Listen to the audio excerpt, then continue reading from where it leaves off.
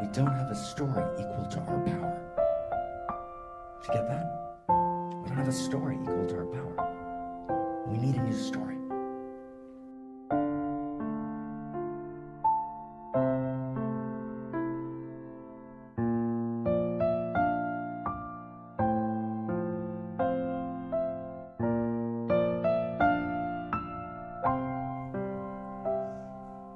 We ready? We ready? Yeah? We have a little drum roll in the house? Drum roll in the house? Yes, drum roll in the house. Woo! Oh my God. So here we go. And you think, by the way, the conversation we're about to have all week, you think this conversation is happening everywhere. It should be. It should be happening at the best conservative think tanks, the best liberal think tanks of Europe and Asia and America. It should be happening at the leading university departments all over the world, right? But it's not. This is the conversation that everyone knows needs to happen, but it hasn't happened in a real way since the Renaissance. That's a very big deal. And when I make an assertion like that, so I'm trustable on some things, so I don't make casual assertions. I've spent my life, right, hanging out way too many wild sensual nights with books, right, till 5 in the morning. I've plowed through thousands and thousands of volumes in my life. But this conversation is not happening. It's the single most important conversation we can have, which is after all of the deconstruction, right, post-modernity. How many people have heard the word post-modernity? Anyone? Right, postmodern. Postmodern means really simply this postmodern moment which says that all the earlier stories of the past were wrong. Postmodernity says that pre-modernity, meaning up to the Renaissance, right? The great traditions, the great religions, up to the Renaissance, these guys got it wrong in a really bad way. Voltaire, right, leads modernity with the cry, remember the cruelties, right? The great evil of pre-modernity that was unleashed through the power of sanctioned official religion.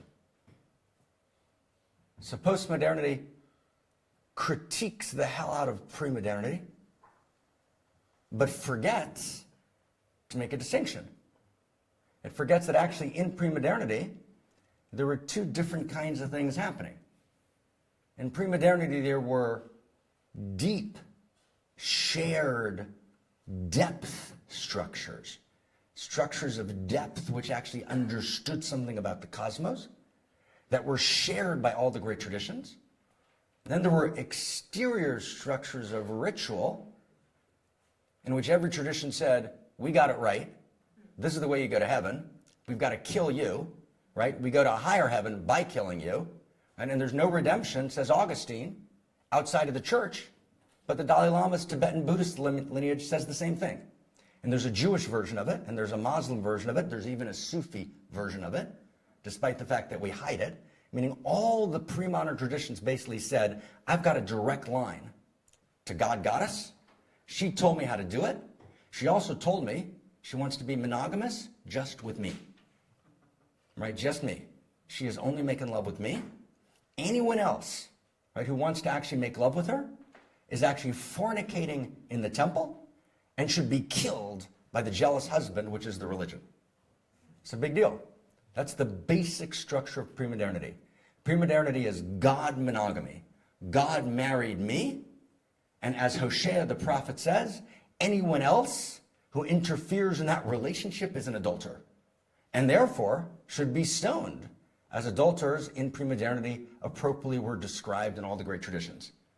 So wow, right? That's the shadow of pre-modernity. But people identify pre-modernity with the shadow. As we're going to see through the week, there's a lot more than the shadow. There's always shadow and light, right? There's also great light in pre-modernity, great wisdom, great depth in the ancient traditions. We got to know how to find them and how to distinguish between the surface structure. Everyone get what I mean, surface? Any words not clear, stop me. When I say a surface structure, you get what I mean? Right? A surface structure is a ritual. It's a way you've got to eat this food, don't eat that food. My land's holy, your land's not holy, right? It's a cosmic vending machine. You know what a vending machine is? It's a cosmic vending machine God, and only I have the coins that will go in to get out the goodies. Right? That's the shadow of pre-modernity. Right? But its light is deep and profound and gorgeous. Right? So that's pre-modernity. Modernity, along comes Da Vinci and tells this new story. Right? Modernity, right, gets wildly critiques pre-modernity, all the ways we just described. And modernity says it's not about God. God's not at the center.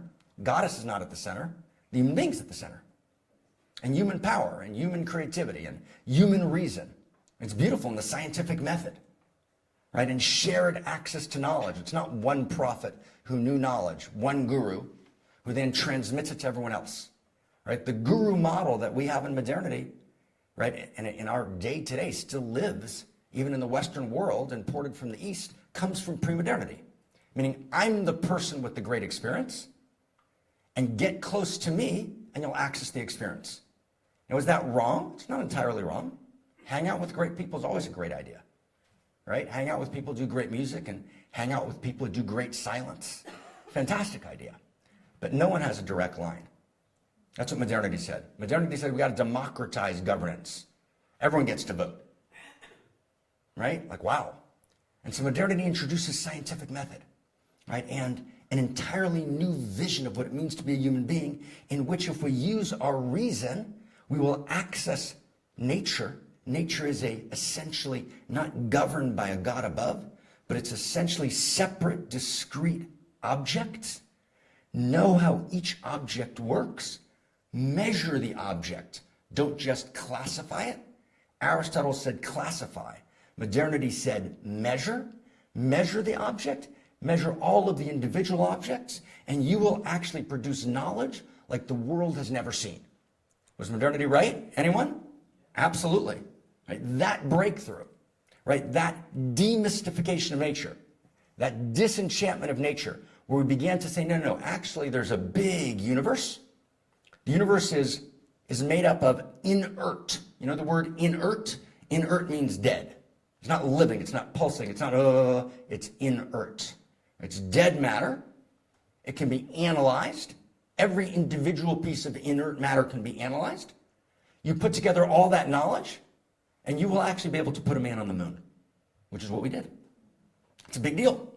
Right? So modernity debunked pre-modernity and then showed that it worked, right? It had enormous success. Modernity is a raging success story in the sense that it was able to produce modern medicine. All of modern medicine, right, comes from a rejection of Galen, pre-modern medicine, and actually an analysis of each part of the human body. And all of modern science comes from a precise analysis of how atoms are supposed to work. Right? And all of classical physics, upon which modern science is based, and classical chemistry, is this gorgeous story of modernity. Wow. And then we hit the atom bomb. Right? And then we hit, right, the second shock of existence, where we realized that all of our power could actually destroy the world. Where we realized that Francis Bacon's promise of progress that would bring enormous happiness didn't work. Not even the slightest. You know that 800,000 people, right, committed suicide last year? Right? We're approaching rapidly 1 million people committing suicide a year. Twice as much as violent death, right? Twice as much as traffic accidents. We're hitting almost 1 million suicides a year right around the world. Why? Right? And for those 1 million suicides that worked, you exponentialize the attempted suicides, the covered up suicides, right? And the lives lived in quiet and horrific desperation. Great Britain just appointed a minister of loneliness. Wow. Right? Putnam wrote the book Bowling Alone. Right? That sense of being desiccated, right? Of being separate from, of being not part of. Right? I'm wildly successful, but I just don't feel fundamentally happy. Right? I'm just basically not happy. I could be in a relationship, I could not be. You know, I'm doing my work, but that great promise of Jeremy Bentham, right? Happiness, right? We're going to be happy, right? We're going to get out of the cruelties of pre-modernity, and we are finally going to be happy. Life, liberty, right? And the great pursuit of happiness. So we have been pursuing happiness, right, for several hundred years. And maybe it's because we keep looking for it behind us that it thinks we're going the other way and it runs in the other direction, right? We haven't found it. We haven't found it. How many people get that just in our own lives, right? Just check in for a second, right? Happiness is not simple. It's not contentment. You get it? Contentment. We're not talking about contentment. I'm talking about an experience, a daily experience of radical aliveness and joy, right? That permeates your life. You feel on fire. Doesn't mean you don't have hard moments. Doesn't mean you don't deal with stuff, but you have a basic experience of radical aliveness and joy as the essential default of your life. How many people in the world you think can say that about themselves in modernity? How many? Right? It's a big deal, right? Just ask yourself. I'm not going to ask for a show of hands.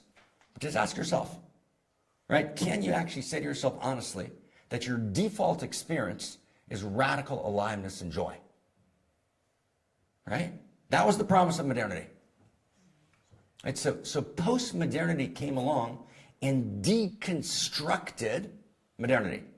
That's called deconstruction. Does everyone get that? Deconstruction means post-modernity said all those modern promises that were made for joy, there were actually secret agendas at play. What Foucault called the hidden agendas of power. Right? Power. Right? Accumulating wealth of the few at the expense of the many. Right? You write a book. You spend 10 years writing it. You bring it to the publisher. You get 7%. The publisher gets 90%. What happened? You're a factory worker. Right? You're distributing all of your energy all through the day, and you get paid how much? Right? A year? And a very small group of people at the top of the chain, right, make profit. Right? So there's this structure that didn't quite work. Right? Communism didn't solve it, obviously. Right? Marx got something right, though. Marx said there's something wrong with the system in an essential way. Capitalism isn't doing what it's supposed to do. Right? Some of our friends, John Mackey, tried conscious capitalism, which is great. Let's try and make capitalism a little better. And he did a good job, but there's a basic problem in the system. Right? The basic problem in the system is it's not quite working. Right? People aren't happy.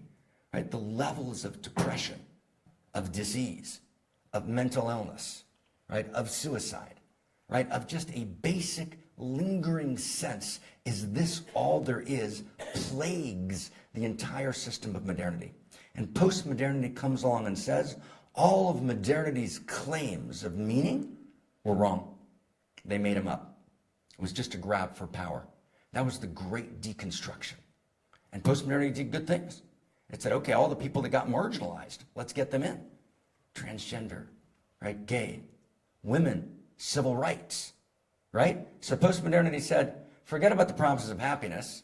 That was just a capitalist move, right, to create a middle class that would actually serve the wealthy. But what we need to do is, let's enfranchise all the people that got disenfranchised. Fantastic, gorgeous, beautiful, holy, right? But post-modernity forgot to give us a new story. And this is the big sentence. So you can press delete on everything I just said. If that was too complex or too fast, just press delete. Step in right here.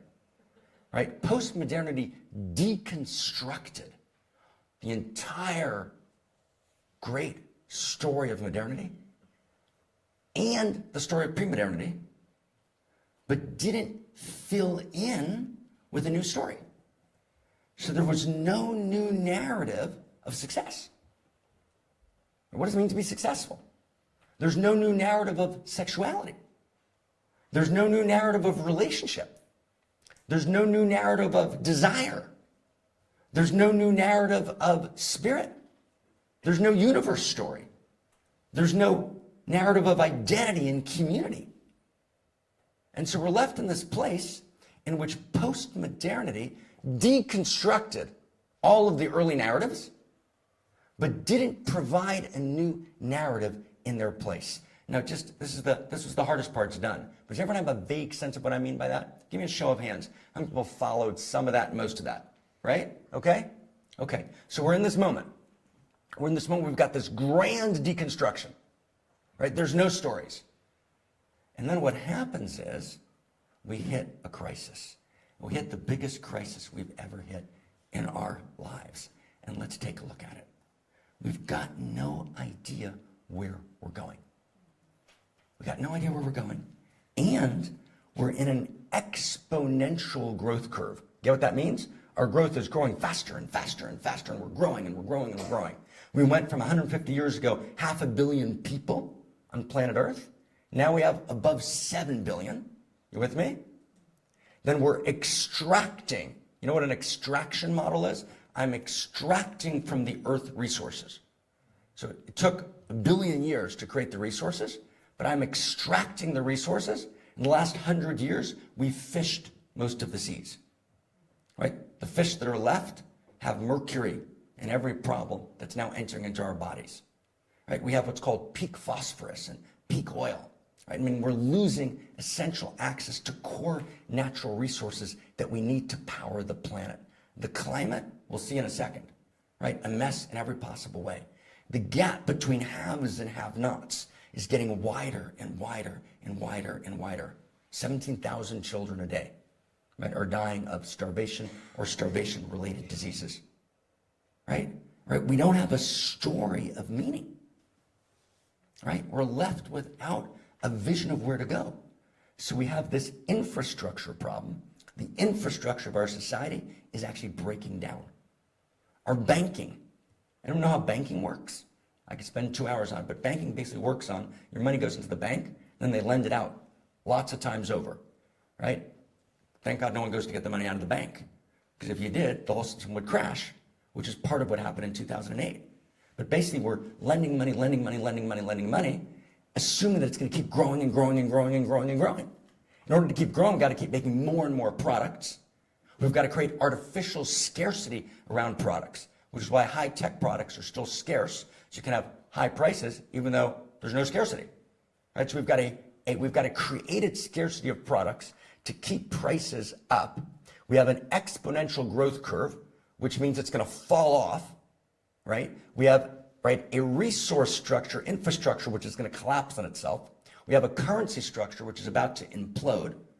Right? We have this huge gap between haves and have-nots widening all over the world.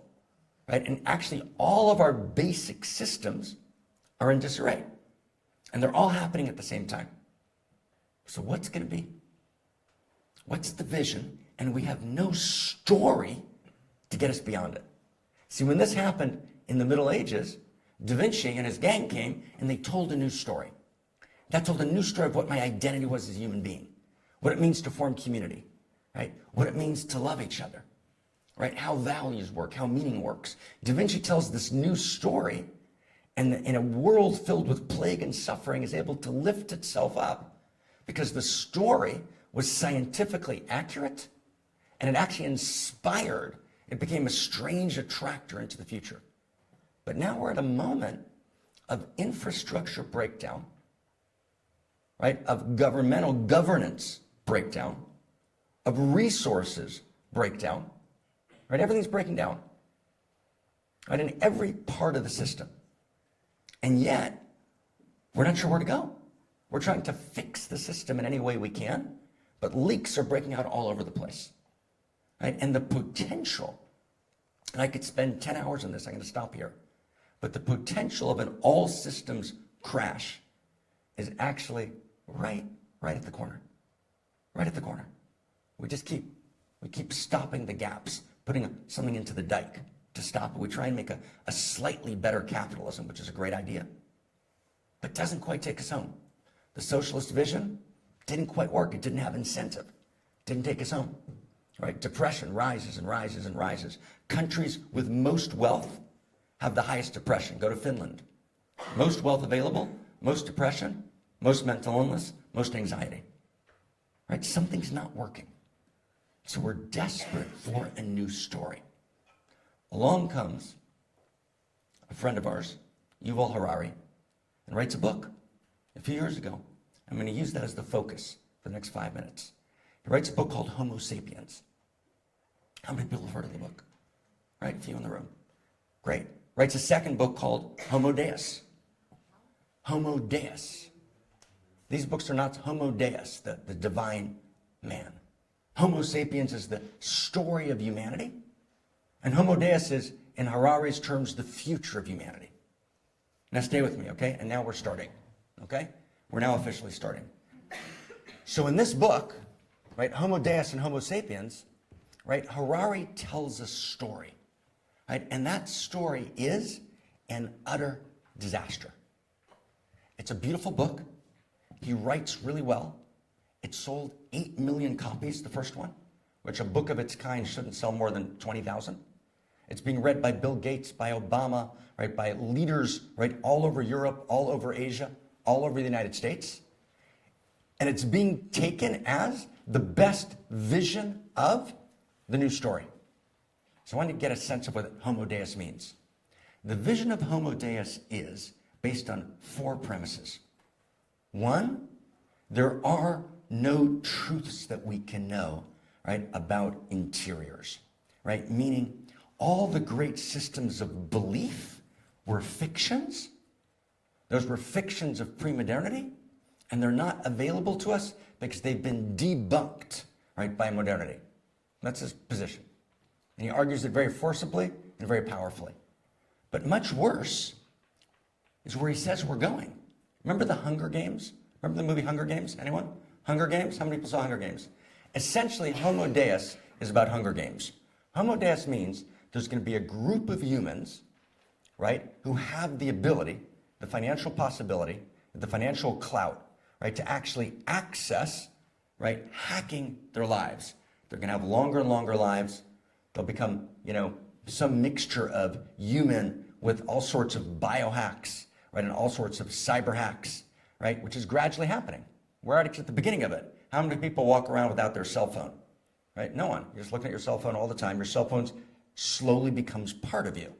It's the beginning of that process. My cell phone's always with me. I'm always checking it, right? So that cell phone then gets built in, right? And then I get a chip, and then right? So he's describing this process where over the next 20 years or so, next 20, 25 years, right? The wealthier you are, the more biohacks you'll be able to access, the closer you'll get to some version of immortality, the longer you'll be able to live, and you'll have a very small swath of the population living, right, extremely long, extremely prosperous, extremely powerful lives will actually become Homo Deus. A very small part of humanity will actually access the power of the Roman gods. And that's actually where we're going, right? That's actually where technology is going, right? Technology is leaping forward in which, right, a small slice of the upper crust of humanity, realizing all the problems that I just laid out, are actually building bunkers, as it were, literally all over the world, right, to actually check out, right, in one version of the other when the system implodes and collapses. That's actually happening in one way or the other in the systems of humanity pretty much every place. Right? There's this sense that in 20 years, 30 years, 40 years, right, the entire system exponentially changing very, very fast is going to look entirely different than it does today.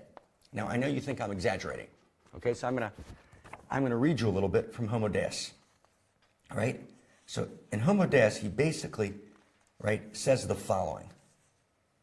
He says, number 1, right, and this is the book that's being used to guide and create policy. He says, number 1, there's going to be a loss of human economic value.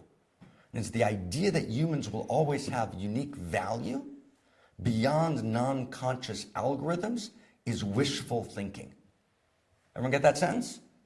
The belief that humans will always have unique value, right, beyond non-conscious algorithms is wishful thinking, because organisms are just algorithms shaped by evolution, and because algorithmic processing, right, is more powerful than anything the human mind can do. Wow.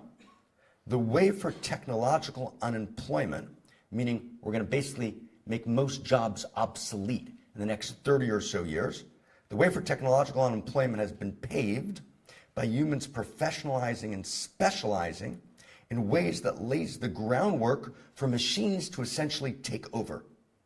As human employment is eliminated, wealth and power become concentrated into the hands of a very small elite of algorithm-owning individuals. This is not sci-fi. This is not Isaac Asimov, right? This is Hunger Games, right, as what's considered today the most likely unfolding, right, by the leading edge of intelligentsia around the world. This is not some strange, kind of weird, right? This is the most influential mainstream work being written and digested in the world today. Let me read you a little bit more. The algorithms themselves might even become more powerful than their owners, right? Just as corporations are their own legal persons and more powerful than anyone employed in them. Today, much of the planet is owned by non-human entities. These companies and nation states operate in much the same way as the Sumerian gods of old. The algorithmic future will make humans, or at least ordinary humans, in some way obsolete. That's a shocking sentence to write. And if you would write that sentence 25 years ago, the book would be burned. This book is selling like wildfire. In almost every major corporate elite today, it's required reading. And in terms of where we're going, just stay with me. The second threat is that humans may matter in aggregate, meaning as a group, but not individually. Because there's certain sciences that are being taken, these are bad readings of the science, by the way, to suggest that we're less unique individuals than just composites of different algorithms. Wow. Right? Unequal upgrades, splitting humanity into biological cases of the upgraded and the not upgraded. Is everyone getting this? I mean, it's almost, you almost can't believe that when you read it, right? Splitting humanity into biological cases of the upgraded and the not will destroy the assumption of equality that's a cornerstone of liberal humanism. Next, techno-humanism. Techno-humanism sees Homo sapiens as having reached the end of the line, needing to be augmented to a new superhuman model, Homo Deus. The new religion? Dataism. Data religion argues that humanity has reached the end of the line, and it's now time for a new entity to take our place. Dataism sees the universe as data flows, and the value of any phenomena is its contribution to the data flow.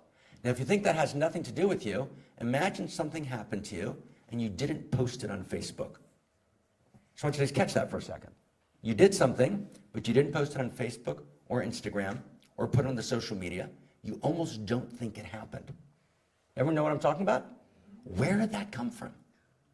Sounds like what's he talking about? He's reading some weird, fucked up thing here.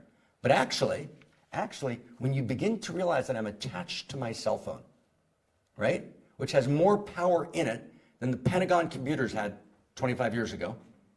And that today, right, in the millennial generation, if you do something and you don't post it, meaning you don't add, right, to the data flow of the world, it's not recorded in that way, there's an actual experience that didn't happen. What happened?